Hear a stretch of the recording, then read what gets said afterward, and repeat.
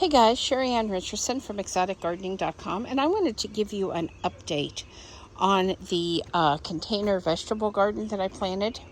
I do need to tell you before we begin that I did receive the seeds that I used to grow these plants for free from Renee's garden in exchange for my honest review. All opinions are my own.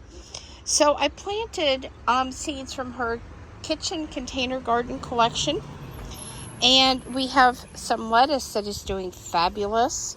We have some tomatoes that I actually grew from seed, some carrots, some chard, and some basil. Now, I direct sowed these tomatoes right in the pot. Right in the container. I did not germinate these indoors or anything like that. I just planted them straight in the soil. I did that with all of these, and I used the square foot gardening method.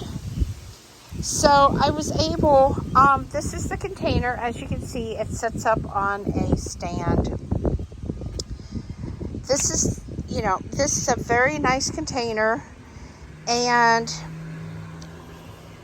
the lettuce is, in my opinion, probably ready for harvest. I need to double check that. But I think these would make some nice baby leaves of lettuce.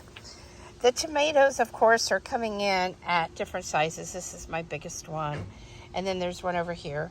The carrots are doing absolutely fabulous. And I have to tell you, carrots are pretty hard to germinate. But these came right up, and like I said, they're doing fabulous. The basil, we have 2 of those, also doing very, very well. We have 2 chard plants. This one is doing a little better than that one. But if you look down here, you will see that there are actually 3 plants here versus 1 over here. So that's why it appears so much better. I'm actually very happy with this. And my point of doing this was to let people know that you can take a container. It doesn't have to be a fancy container like this. It can be a 5-gallon food grade plastic bucket, and you can grow some of your own food. Lettuce is one of the simplest crops to grow, especially leaf lettuce. You put it in and it just grows, and you cut it and it comes right back.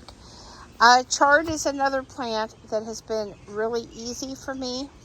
Now, sometimes it's been a little difficult from seed, but the seeds from Renee's garden came right up. No problems at all.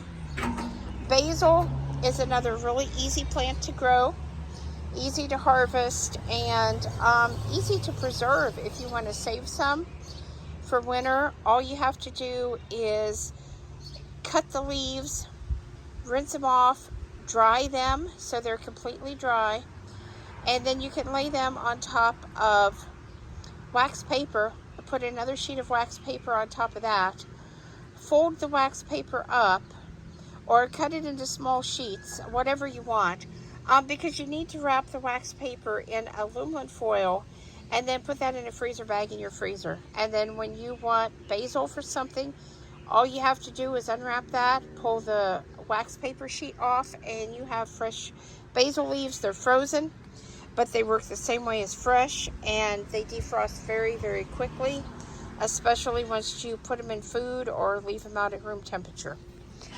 The carrots, I am so excited for these and can't wait till they are old enough for me to harvest and see how they actually taste and how big they are. I know they're going to be smaller because they are a container variety.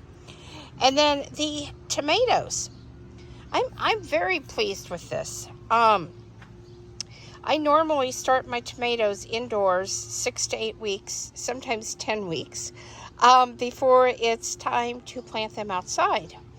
But I know that farmers, they just direct seed that tomato seed right in the ground. So that's why I decided to do this. Plus, I was running a little bit late getting this planted. And like I said, there is quite a bit here. For 2 people, I think we're going to get a pretty decent harvest.